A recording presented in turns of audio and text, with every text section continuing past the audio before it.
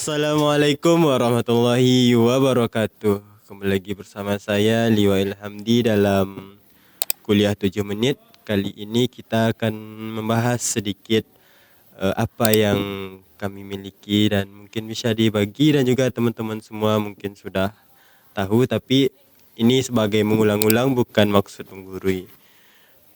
Alhamdulillah Rabbil Alamin. Assalatu wassalamu ala asrafil anbiya'i wal mursalin wa ala alihi wa ashabihi rasulillahi ajma'in. Asyhadu an la ilaha illallah wa asyhadu anna Muhammadan abduhu wa rasuluh sallallahu alaihi wasallam, la nabiyya ba'da, amma ba'du. Terutama sekali, marilah kita ucapkan puji syukur atas kehadirat Allah Subhanahu wa taala yang telah melimpahkan rahmat, nikmat dan karunia-Nya kepada kita semua sehingga kita dapat berkumpul di ruangan online ini dalam rangka kultum. Selawat beriringan salam tidak bosan-bosannya kita hadiahkan kepada arwah Nabi besar Muhammad sallallahu alaihi wasallam. Seperti yang kita ketahui, Allah Subhanahu wa taala melalui Nabi Muhammad sallallahu alaihi wasallam telah menurunkan kitab suci Al-Qur'an dan As-Sunnah atau hadis sebagai petunjuk kepada kita. Dan sudah sepatutnya kita sebagai umat Nabi Muhammad sallallahu alaihi wasallam yang meyakini, yang mengimani dengan sepenuh hati keimanan kepada Allah Subhanahu wa taala, wajib mentadaburi kitab suci Al-Quran dan juga Al-Sunnah. Allah Subhanahu wa ta'ala berfirman, kullu nafsin dha'iqatul maut. Sesungguhnya setiap yang bernyawa pastilah akan menemukan yang namanya kematian. Oleh karena itu, sebagai kita seorang muslim yang beriman kepada Allah, wajib meyakini bahwa kematian itu ada. Kematian itu terbagi menjadi dua, yaitu kematian yang husnul khotimah dan su'ul khotimah. Jika kita selama di dunia melakukan amal soleh dan juga mengerjakan apa yang diperintahkan oleh Allah Subhanahu wa taala, tentunya insyaallah kita akan mendapatkan kematian yang husnul khotimah. Dan apabila kita selama di dunia melakukan kemaksiatan, mengingkari semua yang diperintahkan oleh Allah, tentulah kita akan mendapatkan kematian yang su'ul khatimah dan pasti akan diazab oleh Allah Subhanahu wa taala. Oleh karena itu, sudah sepatutnya kita sebagai hamba yang mengimani kepada Allah Subhanahu wa taala mempersiapkan yang namanya kematian tersebut. Dengan apa?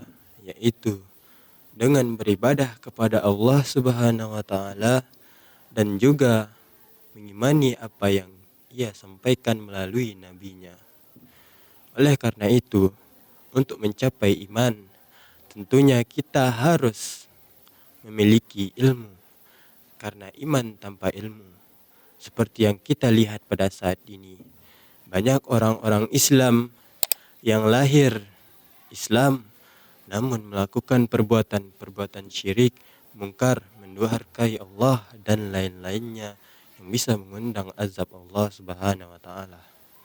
Maka sudah kewajiban kita menuntut ilmu, baik itu ilmu agama yang bersifat tauhid, yang bersifat syariat, ataupun yang lainnya yang bersangkutan dengan diri kita, yang dapat mengantarkan kita kepada Allah Subhanahu wa taala, yang dapat meraih rahmat Allah Subhanahu wa taala dan mencapai surga Allah Subhanahu wa taala.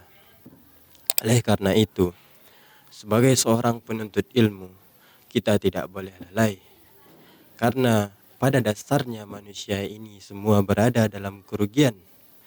Karena Allah Subhanahu wa taala berfirman, wal asr innal insana fil khusr. Demi masa, sesungguhnya manusia berada dalam kerugian, kecuali apa? Innal insana lafil khusr illa alladzina amanu wa amilus shalihat, kecuali orang-orang yang mengejarkan amal soleh. Oleh karena itu, amal soleh termasuklah di dalamnya adalah menuntut ilmu. Karena pada zaman Nabi Muhammad SAW, tidak semua orang dianjurkan pergi berjihad atau berperang di jalan Allah, melainkan sebagian lainnya diperintahkan untuk menuntut ilmu. Dan lalu Nabi menjanjikan pahala yang sama dengan yang berjihad di jalan Allah Subhanahu wa taala. Tidak ada kata bosan dalam menuntut ilmu. Utlubul ilma walau bisin. Tuntutlah ilmu dari buayan sampai. Tuntutlah ilmu dari buayan. Utlubul ilma minal mahdi ilal lahdi. Tuntutlah ilmu dari buayan sampai ke lian lahat. Utlubul ilma walau bisyin. Tuntutlah ilmu walau ke negeri Cina.